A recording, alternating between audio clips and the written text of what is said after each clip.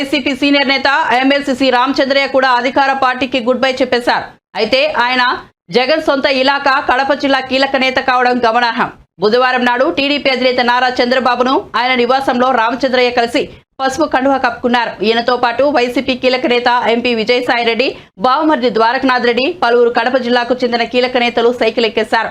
చేరికకు ముందు రామచంద్రయ్య మీడియాతో మాట్లాడుతూ టీడీపీలో చేరేందుకు పార్టీ కేంద్ర కార్యాలయమైన ఎన్టీఆర్ భవన్ కు వచ్చినట్లు ఆయన మీడియాకు తెలిపారు. ఆంధ్రప్రదేశ్ మళ్లీ కోలుకోలేని విధంగా ఏపీని జగన్ అప్పులు పాలు చేశారన్నారు.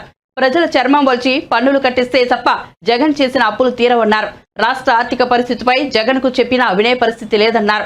నాలాగే వైసీపీలో ఎంతో మంది ఉన్నారు, సమయానుకూలంగా బయటికి వస్తారు. తెలుగుదేశంలో చేరేందుకు నేను చంద్రబాబును కలిశాను. పదవుల కంటే సమాజమే ముఖ్యమని తెలుగుదేశం పార్టీలో చేరాలని నిర్ణయించుకున్నానని తెలిపారు. భూముల విలువలు లేవు, కోకాపేట మాదిరిగా 1,40,00,000 అమ్మేదానికి. ప్రతి ఒక్కరి చర్మం ఒలచబడుతుంది. పన్నులు వసూలు చేస్తే కానీ డబ్బులు రావు. మరి ఎట్లా చేస్తారో మహానుభావుడు చంద్రబాబు నాయుడు గారు. అయితే ఆయనకు ఆ కెపాసిటీ ఉంది. నేను చూసిన ఆయనతో సహవాసం చేసి చూసిన ఆ కెపాసిటీ ఆయనకు ఉంది. కాబట్టి అటువంటి కెపాసిటీ ఉండే వ్యక్తి రావాల్సిన అవసరం చాలా ఉంది. అంతేగాని అతన్ని ఎక్కువగా నేను పొగట్టంలే. అతని అవసరం ఈ రాష్ట్రానికి ఇప్పుడు చాలా చాలా అవసరం ఉంది. లేకుంటే రాష్ట్రము ఏ పాలైపోతుందో భయంకరం, ఊహించుకునే దాన్ని కూడా భయంకరం ఉంది. అదొకటి. రెండవది, పాలన అనేది కొన్ని సిస్టమ్స్ పైన ఆధారపడింది. ఆ సిస్టమ్స్ ఉంటే కన్నా పాలన జరిగిపోతూ ఉంటుంది. కానీ రాష్ట్రంలో ఆ సిస్టమ్స్ అన్నీ నాశనం అయిపోయినాయి. ఇప్పుడు ముఖ్యమంత్రి పదవి అది లగ్జరీ పోస్ట్ కాదు. ముఖ్యంగా ఈ టైంలో చాలా భయంకరమైన పోస్ట్ అది. మరి చంద్రబాబు నాయుడు గారు ఎట్లా చేస్తారో కానీ ఈ సిస్టమ్స్ అంతా రెస్టోర్ చేసి మళ్ళా మీకు అనుగుణంగా పరిపాలన ఇవ్వాలంటే ఓ పక్క నిధులు సేకరించాలా, ఓ పక్క ఈ అరాచక పాలన పక్కన పెట్టేయాలా. ఈ అరాచక పాలనలో కొన్ని వర్గాలు చాలా లాపైనాయి. వాళ్ళంతా మళ్ళా విజృంభిస్తారు. అది కూడా కొంత కంట్రోల్లో పెట్టుకోవాలా. చాలా కంట్రోల్ చేసుకోవాల్సిన అవసరం ఉంది. దాడి జైవీర్ అందరూ కూడా తెలుగుదేశం పార్టీలోకి వచ్చారు. వారికి కూడా ఒకప్పుడు శాసన మండలిలో ప్రతిపక్ష నాయకుడిగా పనిచేసిన అనుభవం ఉంది. అలాంటి నాయకుడిలో తెలుగుదేశం పార్టీకి రావడం మనస్ఫూర్తిగా వారికి స్వాగతం పలుకుతున్నాను. రాయచోట్ నుంచి గడికోట ద్వారకనాథ్ రెడ్డి గారు, ఆయన కూడా ఎమ్మెల్యేగా పనిచేసిన అనుభవం, ఒక రాజకీయ కుటుంబం, ఒక రాజకీయ చైతన్యం కలిగిన కుటుంబం కూడా ఆ కుటుంబం. అలాంటి ద్వారకనాథ్ రెడ్డి గారు పార్టీకి రావడం, అది కూడా కడప జిల్లా రాయచోట్ నుంచి రావడం చాలా సంతోషం. వారిని కూడా మనస్ఫూర్తిగా సాదరంగా పార్టీలకు ఆహ్వానిస్తున్నాను. వీరు కాకుండా మీరు చూస్తే అనంతపూర్ నుంచి డాక్టర్ రాజీవ్ రెడ్డి, యువకుడు, ఉత్సాహవంతుడు, సామాజిక సేవ చేయాలంటే స్పృహ ఉండే వ్యక్తి. అలాంటి వ్యక్తి ఆయన కాకుండా కొన్ని వందల మంది మైనారిటీ సోదరిమణులందరూ వచ్చారు.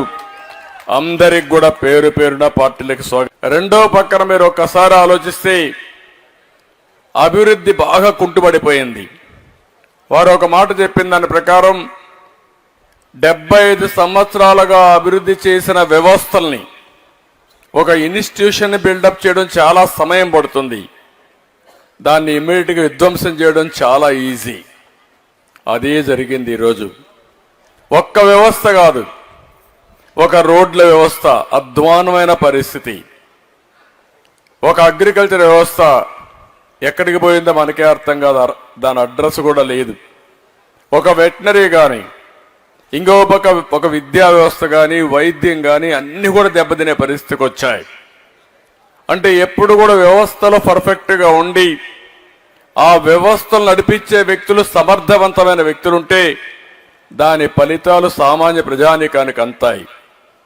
ఈరోజు మీరు చూస్తూ ఉంటే స్కూల్ బిల్డింగులు రంగులేయడం అభివృద్ధి కాదు. ఆ విషయం మీరు గుర్తుపెట్టుకోవాలి. అందులో చదువుకున్న విద్యార్థి మేధావిగా తయారై బ్రహ్మాండమైన ఉద్యోగం వస్తే అదే నిజమైన విద్యాభివృద్ధి.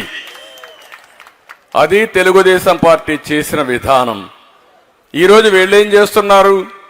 రంగులు కొట్టి పై మెరుగులు దిద్ది ఇదే నిజమైన అభివృద్ధి అని గొప్పలు చెప్పుకుంటున్నారు. సంక్షేమ కార్యక్రమాలు మాట్లాడుతున్నారు. ఈరోజు సంక్షేమ కార్యక్రమాలన్నీ ఇంత మునుపు కూడా ఇచ్చాం. నేనున్నప్పుడు 100 సంక్షేమ కార్యక్రమాలు ఇచ్చాం.